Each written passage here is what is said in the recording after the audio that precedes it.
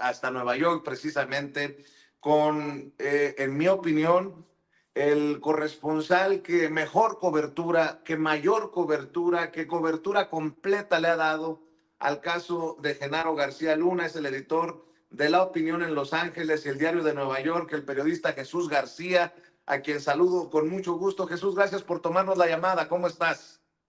¿Qué tal, Vicente? No, muchísimas gracias a ti. Pues una disculpa, sé que había prometido video, pero tuve que moverme urgentemente, pero aquí estoy. Un gusto. Pues ya cuestión de horas para que salga con su traje como lo pidió Genaro García Luna, y a esperar si es que toma la palabra como también tendría derecho en esta audiencia de sentencia, Jesús. Así es, pues bueno, vimos ya esa carta también, pero hay que recordar que, bueno, para que la gente tenga el contexto, tu audiencia tenga el contexto, que, bueno, todas las personas que están acusadas reciben una sentencia, pues también tienen el derecho de hacer una petición de cómo pueden recibir la sentencia, cómo pueden estar vestidos. Lo vimos incluso con el Chapo Guzmán. En el caso de García Luna, pues también vimos que él estuvo vestido de civil, tú lo presenciaste, que estuviste también como parte del juicio, cubriendo, pues vestido de civil, y en esta ocasión, pues no esperaba yo en mi caso particular que fuera algo totalmente diferente, siendo también parte del proceso, el cierre como tal. Lo que sí destaca, bueno, también es la petición justamente del abogado César de Castro para que su cliente pues rinda un mensaje final, ofrezca un mensaje final, que me parece que será pues la carta finalmente que envió al juez Brian Cogan. Hay que recordar que él hizo pública una carta anteriormente, que es muy similar, de hecho, en varios aspectos y en estructura, que la carta que envió a la Corte, y que ahora sí se integra como parte, digamos, de todo el proceso judicial, no como evidencia, sino como parte de todo el proceso, o sea, cosas que ocurrieron en la Corte, tras bambalinas o durante el juicio, y eso es importante que se integraran, a diferencia de la carta anterior que no se integró a ese proceso porque no fue enviada directamente a la Corte. Entonces, vamos a esperar, bueno, pues que lea ese mensaje.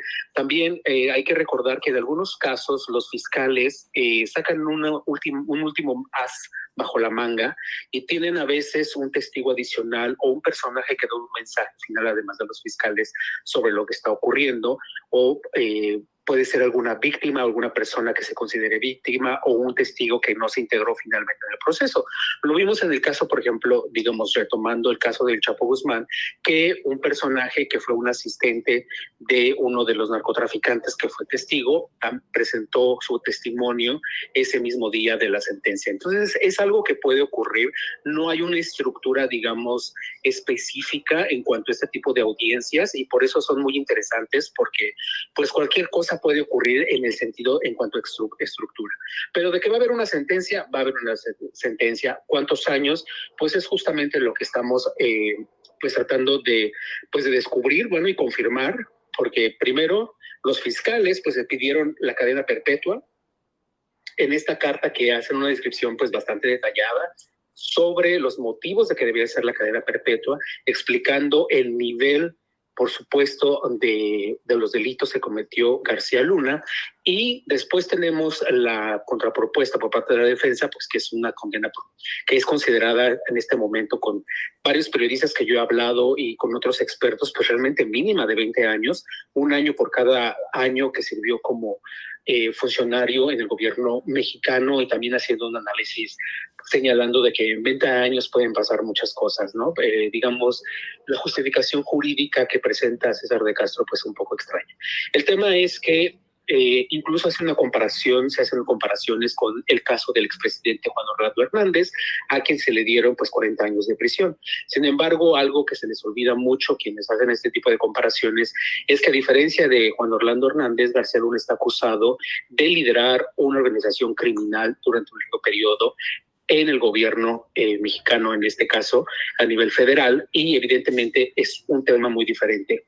Orlando fue acusado, de conspirar para el tráfico de drogas, algo de lo que también está acusado García Luna. Entonces son dos elementos adicionales que tiene García Luna en ese sentido, y pues que se tienen que considerar. No creo en realidad que le den una sentencia tan mínima, tan baja, por el nivel de delitos que se tiene y el tipo de mensaje pues que definitivamente intenta enviar también la Fiscalía aquí en el Distrito Oeste en Estados Unidos. Oye, Jesús, contradictoria la carta, la encuentro así, yo no sé tú qué pienses. Dice, soy inocente, pero tenga clemencia. Soy un hombre honesto, pero no me mande de por vida a prisión. Más o menos así la leí, Jesús. Sí, es contradictorio en muchos sentidos y además hay muchos sinsentidos, ¿sabes? Fíjate que hoy estaba escuchando a la presidenta Claudia Sheinbaum, que me encantó esa respuesta que dio cuando le preguntan qué esperaba o qué pensaba sobre la sentencia de García Luna. Y uno de los cuestionamientos que ella hace y que yo incluso he establecido, ¿qué tiene que ver la reforma judicial con este proceso? O sea, ¿en qué, cuál es el momento, o sea, por qué él trata de inmiscuirse en este proceso en México? No tiene nada que ver con él, pero sí se remarca mucho justamente los delitos que cometió y por supuesto pues la complicación que se dio para el crimen organizado para estar como está hasta estos momentos. Esas contradicciones que señalas se pueden sumar a otras. Por ejemplo, hay una cosa que también los defensores dicen, bueno, incluso la defensa ha señalado, las personas que rindieron testimonio en contra de García Luna son criminales. ¿Y cómo es que les vamos a creer a criminales? Bueno, está bien, vamos a ponerlo sobre la mesa y considerar su argumento. Pero entonces, ¿por qué Genaro García Luna recibe cartas de criminales que son sus alumnos en la prisión donde se encuentra y las avala como argumentos válidos en su defensa? No tiene ningún sentido, una contradicción completamente pues absurda, ¿no? De lo que él está haciendo en un pues último recurso, un último esfuerzo por tratar de salirse pues de esta complicación que está enfrentando el proceso judicial. Oye, Jesús, sé que tienes que correr, pero para cerrar, ¿tiene algún mensaje, algún simbolismo esto de insistir en el traje azul marino, la camisa blanca? ¿Hay algo que entender de quiero ir vestido de civil para que me sentencien probablemente a cadena perpetua? No, como comentaba en un principio, esto es muy común y de hecho es muy interesante porque la forma en que se visten las personas que son acusadas, pues obviamente se ve real. Lo que buscan es como no enviar ese mensaje de que son unos criminales porque no se les ve obviamente en este caso con el traje caqui, que es el uniforme que se tiene en la prisión donde él está recluido.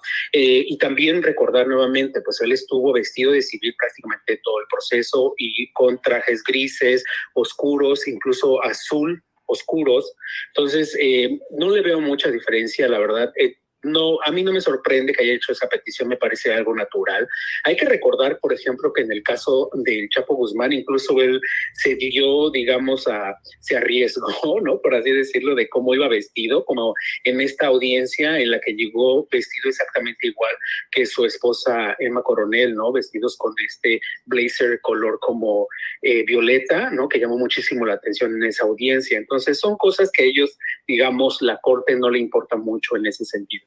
Pero por supuesto, el hecho de que él reciba sentencia vestido de civil, pues prácticamente de traje, ¿no? De una forma, pues puede ser muy formal, pues obviamente buscando enviar un mensaje. Hay que recordar también que como no se permiten fotografías en el tribunal, pues las dibujantes en este caso que hay en el tribunal, pues obviamente marcarán eso históricamente y esa es la imagen que se estará distribuyendo, a diferencia de verlo a él, pues con un traje de recluso, aunque pues finalmente será el que vista después de la audiencia del día de hoy. Me imagino que eres uno de los primeros en la lista, mi querido Jesús. ¿Cómo para qué hora crees que se resuelva esto? No pretendo que tengas una bolita mágica, pero ¿qué piensas? ¿Se alargará esto o como a qué horas se determinará? Mira, tomando en consideración otras audiencias de este tipo en las que he estado, mínimo se llevará entre 30 a 40 minutos por el proceso que he explicado. Es decir, los fiscales tienen que decir un mensaje, también la defensa puede decir algo, el juez tiene que leer, digamos, la decisión de cómo se va a evaluar justamente la sentencia, luego García Luna puede hablar, no sabemos si los fiscales van a llevar a alguien a más, etcétera. Entonces, entre esto, pues por lo menos media hora, entonces empieza a 4:30, 5 de la tarde de Nueva York, mínimo estaríamos viendo ya la sentencia. Te mando un abrazo, Jesús García. Gracias por enlazarte con nosotros. Éxito en la cobertura. Muchas gracias, un gusto. es periodista y editor de La Opinión en Los Ángeles y del Diario de Nueva York. Jesús García, la figura periodística que creo merece todo el reconocimiento por la cobertura tan puntual que le ha dado, es mi opinión, a este caso y a otros, como el de Joaquín Guzmán lo era el Chapo. Y déjeme